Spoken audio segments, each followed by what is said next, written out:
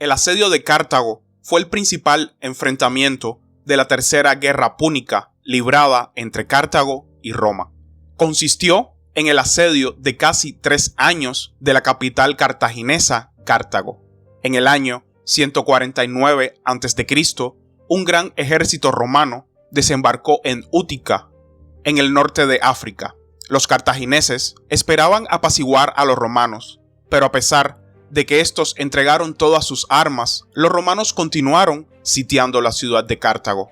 La campaña romana sufrió repetidos reveses hasta la aparición de Escipión Emiliano, un oficial de rango medio que se distinguió en los momentos más difíciles del inicio del asedio. Un nuevo comandante romano asumió el poder en el año 148 y le fue igualmente mal. En la elección anual de magistrados romanos a principios del año 147, el apoyo público a Escipión fue tan grande que se levantaron las restricciones de edad habituales para permitirle ser nombrado comandante de África. El mandato de Escipión comenzó con 2 éxitos cartagineses, pero reforzó el asedio y comenzó la construcción de un gran muelle para evitar que los suministros llegaran a Cartago a través de los corredores de bloqueo. Los cartagineses habían reconstruido parcialmente su flota y esta zarpó para sorpresa de los romanos. Después de un enfrentamiento indeciso, los cartagineses gestionaron mal su retirada y perdieron muchos barcos. Luego, los romanos construyeron una gran estructura de ladrillo en la zona del puerto que dominaba la muralla de la ciudad. En la primavera del año 146, los romanos lanzaron su asalto final y durante 7 días destruyeron sistemáticamente la ciudad y mataron a sus habitantes. Solo el último día hicieron prisioneros 50.000 personas que fueron vendidas como esclavos. Los antiguos territorios cartagineses se convirtieron en la provincia romana de África, con Útica como su capital. Pasó un siglo antes de que el sitio de Cartago fuera reconstruido como ciudad romana. La fuente principal de casi todos los aspectos de la Tercera Guerra Púnica es el historiador Polibio. Sus obras incluyen un manual ahora perdido sobre tácticas militares, escritas en algún momento después del año 146. El trabajo de Polibio se considera ampliamente objetivo y en gran medida neutral entre los puntos de vista cartagineses y romanos. Polibio era un historiador analítico y siempre que fue posible, entrevistó personalmente a participantes de ambos bandos en los eventos sobre los que escribió. Acompañó al general romano Escipión Emiliano durante su campaña en el norte de África, que resultó en el asalto a Cartago y la victoria romana en la guerra. La exactitud del relato de Polibio ha sido muy debatida durante los últimos 150 años, pero el consenso moderno es aceptarlo en gran medida al pie de la letra, y los detalles de la guerra en fuentes modernas se basan en gran medida en interpretaciones del relato de Polibio. Existen otras historias antiguas de la Tercera Guerra Púnica, que fueron posteriores, aunque a menudo de forma fragmentaria o resumida. El relato de Apiano sobre la Tercera Guerra Púnica es especialmente valioso. Los historiadores modernos suelen tener también en cuenta los escritos de diversos analistas romanos, algunos contemporáneos, como el griego siciliano Diodoro Sículo, los historiadores posteriores, Livio, Plutarco y Dion Casio. Cartago y Roma libraron la Segunda Guerra Púnica, que duró 17 años entre los años 218 y el año 201 a.C., y que terminó con una victoria romana. El tratado de paz impuesto a los cartagineses los despojó de todos sus territorios de ultramar y de algunos de los africanos. Se debió pagar una indemnización de 10.000 talentos de plata. También se tomaron rehenes. A Cartago se le prohibió poseer elefantes de guerra y su flota se limitó a 10 buques de guerra. Se le prohibió hacer la guerra fuera de África, y en África solo con el permiso expreso de Roma. Muchos cartagineses de alto rango quisieron rechazarlo, pero Aníbal habló firmemente a su favor y fue aceptado en la primavera del año 201. A partir de entonces, quedó claro que Cartago estaba políticamente subordinada a Roma. Al final de la guerra, el aliado romano Masinisa emergió, con diferencia, como el gobernante más poderoso entre los númidas, el pueblo indígena dominante en el norte del África al oeste de Egipto. Durante los siguientes 50 años se aprovechó repetidamente la incapacidad de Cartago para proteger sus posesiones. Cada vez que Cartago pedía a Roma reparación o permiso para emprender acciones militares, Roma respaldaba a su aliado y se negaba a apoyar a Cartago. Las incautaciones e incursiones de los númidas se volvieron cada vez más flagrantes. En el año 151, Cartago reunió un gran ejército comandado por Asdrúbal y, a pesar del tratado, contraatacó a sus enemigos. La campaña terminó en desastre y el ejército se rindió. Posteriormente, un gran número de cartagineses fueron masacrados por los númidas. Asdrúbal escapó a Cartago, donde en un intento de aplacar a Roma fue condenado a muerte. Cartago había pagado su indemnización y estaba prosperando económicamente, pero no representaba una amenaza militar para Roma. Sin embargo, elementos del Senado romano habían deseado durante mucho tiempo destruir Cartago y, utilizando la acción militar ilícita cartaginesa como pretexto, comenzaron a preparar una expedición punitiva. Las embajadas cartaginesas intentaron negociar con Roma, pero cuando la gran ciudad portuaria norteafricana de Útica se pasó a Roma en el año 149, el Senado y la Asamblea Popular declararon la guerra. Era un procedimiento romano elegir 2 hombres cada año, conocidos como cónsules, para que cada uno dirigiera un ejército. Un gran ejército romano desembarcó en Útica en el año 149 bajo el mando de ambos cónsules, Manio Manilio al mando del ejército y Lucio Censorio al mando de la flota. Los cartagineses continuaron intentando apaciguar a Roma y enviaron una embajada a Útica. Los cónsules exigieron que entregaran todo el armamento y los cartagineses lo hicieron de mala gana. Grandes convoyes llevaron enormes reservas de equipo desde Cartago a Útica. Los registros supervivientes afirman que estos incluían 200.000 conjuntos de armaduras y 2.000 catapultas. Todos sus buques de guerra navegaron hacia Útica y fueron quemados en el puerto. Una vez que Cartago fue desarmada, los cónsules exigieron, además, que los cartagineses abandonaran su ciudad y se trasladaran 16 kilómetros del mar. Si no cumplían con estas últimas peticiones, entonces Cartago sería destruida. Los cartagineses abandonaron las negociaciones y se prepararon para defender su ciudad. La propia ciudad de Cartago era una ciudad inusualmente grande para la época, con una población estimada de 700.000 habitantes. Estaba fuertemente fortificada con muros de más de 35 kilómetros de circunferencia. Defendiendo el acceso principal desde tierra, había 3 líneas de defensa, de las cuales las más fuertes eran un muro construido con ladrillos de 9 metros de ancho y de 15 a 20 metros de alto, con una barrera de 20 metros. Construido en este muro había un cuartel con capacidad para albergar a más de 24.000 soldados. La ciudad tenía pocas fuentes confiables de agua subterránea, pero poseía un sistema complejo para capturar y canalizar el agua de lluvia y una gran cantidad de cisternas para almacenarla.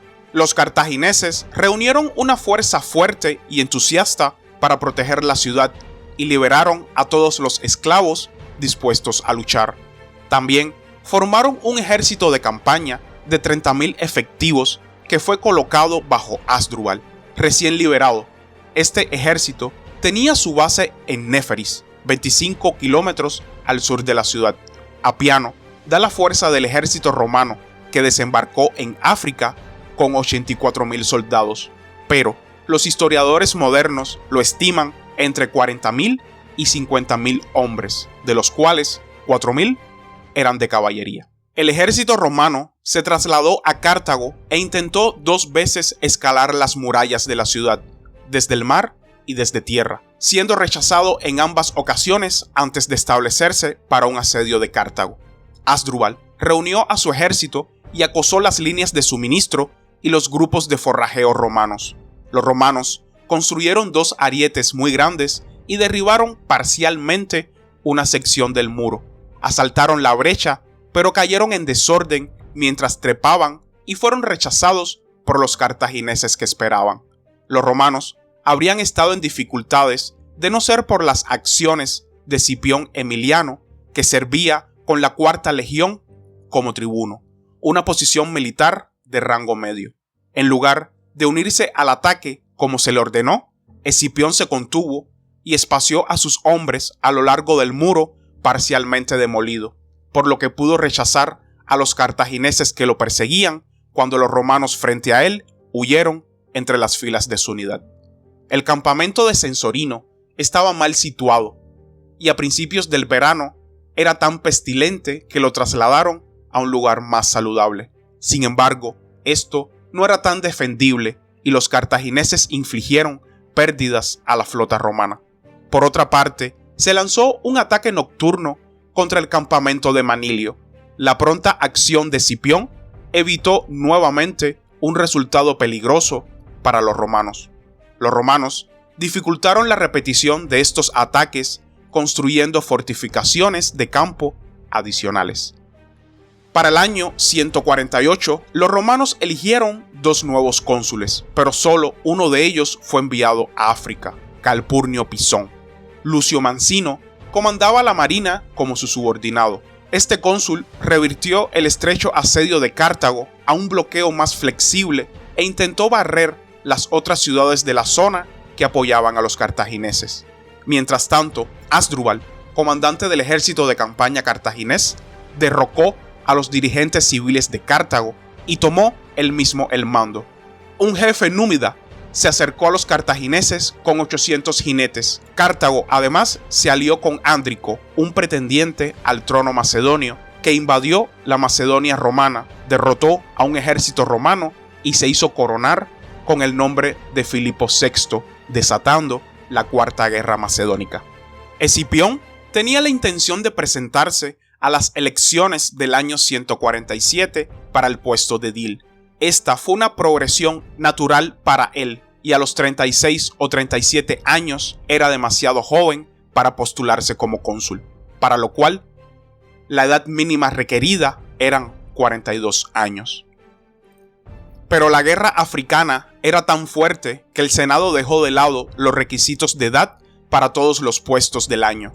Hubo considerables maniobras políticas detrás de escena, muchas de las cuales son opacas en las fuentes, y no se sabe en qué medida, si es que hubo alguna que ayudara a Escipión a orquestar este resultado. En cualquier caso, se aseguró el mando exclusivo en África, además de el derecho habitual a reclutar suficientes hombres para completar el número de fuerzas allí y el inusual derecho a alistar voluntarios. Mientras tanto, a principios del año 147, Mancinio aprovechó una oportunidad inesperada para capturar un puerto de salida y obligó a 3.500 hombres a entrar a la ciudad, 3.000 de los cuales eran marineros con armas ligeras. Mancinio envió mensajes pidiendo refuerzos. Las fuentes dicen que Escipión llegó a Útica esa noche para asumir su cargo. Navegó durante la noche hacia Cartago y llegó justo a tiempo para evacuar las fuerzas en apuros de Mancinio, ya que fueron expulsadas por un contraataque cartaginés. Escipión trasladó el campamento principal romano cerca de Cartago, observado de cerca por un destacamento cartaginés de 8.000 hombres. Emiliano pronunció un discurso exigiendo una disciplina más estricta y despidió a los soldados que consideraba indisciplinados o poco motivados. Luego, dirigió una marcha nocturna con una fuerza poderosa que culminó con un asalto contra lo que los romanos consideraban un punto débil en la muralla principal enemiga. Se tomó una puerta y 4.000 romanos entraron en la ciudad. Aterrorizados en la oscuridad, los defensores cartagineses, tras una feroz resistencia inicial, huyeron. Sin embargo, Escipión decidió que su posición era indefendible una vez que los cartagineses se reorganizaran a la luz del día, y por lo tanto se retiró. Hasdrúbal, horrorizado por la forma en que se habían derrumbado las defensas cartaginesas, hizo torturar a prisioneros romanos hasta la muerte en las murallas y a la vista del ejército romano. Esto estaba reforzando la voluntad de resistencia de los ciudadanos cartagineses. A partir de este punto, no podría haber posibilidad de negociación o incluso de rendición. Algunos miembros del Senado cartaginés denunciaron sus acciones y Hasdrúbal también los ejecutó y tomó el control total de la ciudad. El renovado y estrecho asedio cortó la entrada a la ciudad por tierra, pero una estricta interdicción por el mar era casi imposible con la tecnología naval de la época. Frustrado por la cantidad de alimentos que se enviaban a la ciudad, Escipión comenzó a construir un inmenso malecón para cortar el acceso al puerto. A medida que avanzaban los trabajos, los cartagineses respondieron abriendo un nuevo canal desde su puerto hasta el mar.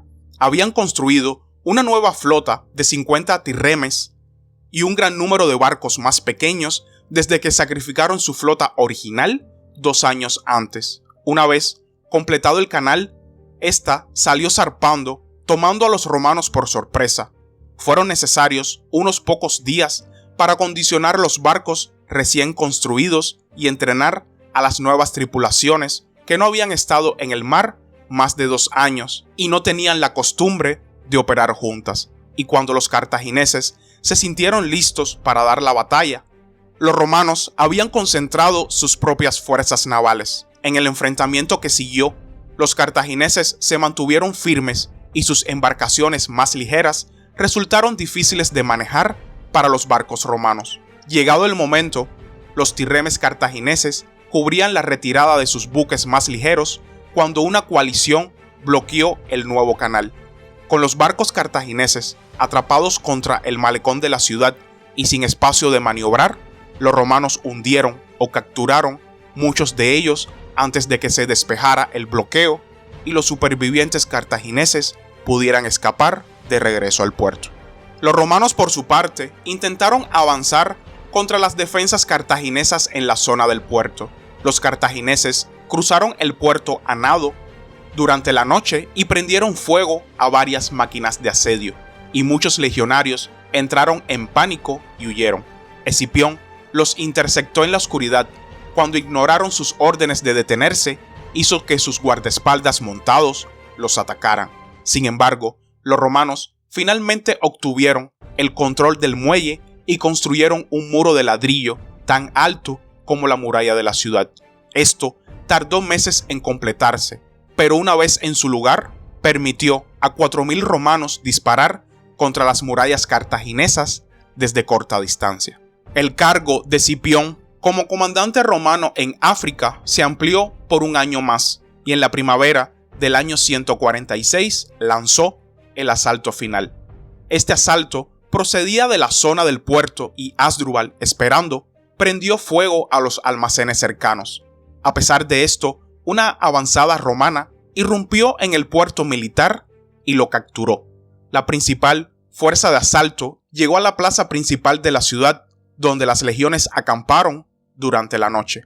A la mañana siguiente, Escipión dirigió a 4.000 hombres para unirse al grupo en el puerto militar. Este grupo se retrasó cuando se desviaron para despojar de oro el templo de Apolo.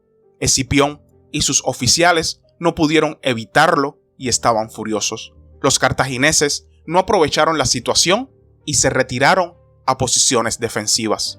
Una vez reagrupados, los romanos se abrieron paso sistemáticamente a través de la parte residencial de la ciudad, matando a todos los que se encontraban y disparando contra los edificios detrás de ellos. A veces, los romanos avanzaban de tejado en tejado para evitar que les lanzaran proyectiles. Se necesitaron 6 días más para limpiar la ciudad de resistencia, y el último día, Escipión acordó aceptar prisioneros.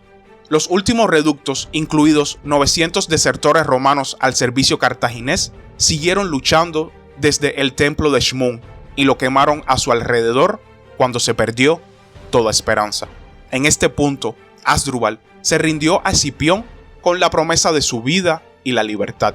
La esposa de Asdrúbal, observando desde una muralla, bendijo a Escipión, maldijo a su marido y entró en el templo con sus hijos para morir quemados.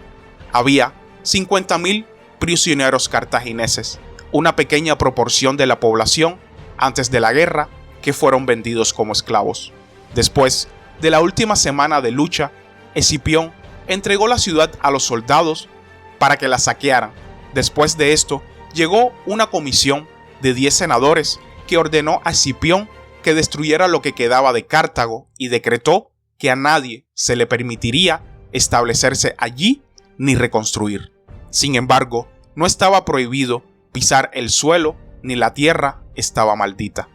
La noción de que las fuerzas romanas luego sembraron la ciudad con sal es una invención del siglo XIX. Muchos de los objetos religiosos y estatuas de culto que Cartago había saqueado de las ciudades y templos sicilianos a lo largo de los siglos fueron devueltos con gran ceremonia. Escipión recibió el nombre de africano, como lo había sido su abuelo adoptivo. Los territorios anteriormente cartagineses fueron anexados por Roma y reconstituidos para convertirse en la provincia romana de África con Útica como su capital. La provincia se convirtió en una importante fuente de cereales y otros productos alimenticios. Numerosas grandes ciudades púnicas, como las de Mauritania, fueron tomadas por los romanos, aunque se les permitió conservar su sistema púnico de gobierno. Un siglo más tarde, el sitio de Cartago fue reconstruido como ciudad romana por Julio César y se convertiría en una de las principales ciudades del África romana en la época del imperio. La lengua púnica continuó hablándose en el norte de África hasta el siglo VII. Roma todavía existe como capital de Italia. Las ruinas de Cartago se encuentran a 16 kilómetros del este de Túnez, en la costa norte de África.